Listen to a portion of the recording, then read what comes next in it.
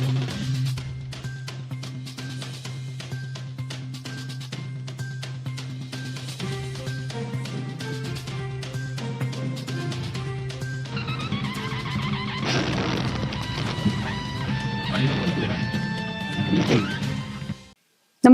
आपण पाहता हिरकणी न्यूज.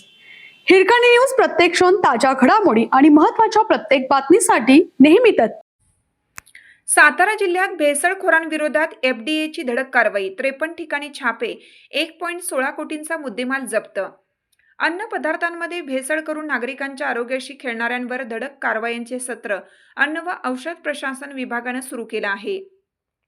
त्या अंतर्गत जिल्ह्यातील संबंधित विभाग ऍक्टिव्ह मोडवर आला आहे. 53 ठिकाणच्या कारवाईतून 1,16,32,554 रुपयांचा मुद्देमाल जप्त करून 32 जणांवर गुन्हे दाखल करण्यात आले आहेत.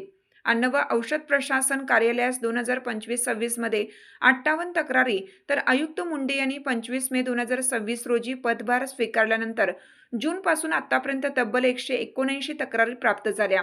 नागरिकांच्या तक्रारी वाढत असताना प्रशासनानेही त्याची गांभीर्याने दखल घेत प्रत्यक्ष कारवाईवर भर दिला.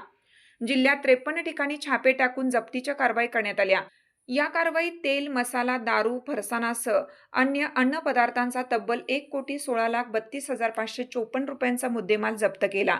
नियमांचे उल्लंघन करणाऱ्या 32 व्यक्तींविरोधात गुन्हेही दाखल करण्यात आले, तर 10 हॉटेल, 5 बेकरी अशा 15 आस्थापनांचे परवाने निलंबित करण्यात आले आहेत. सध्या येथील कार्यालयास 8 अन्न सुरक्षा अधिकारी कार्यरत आहेत.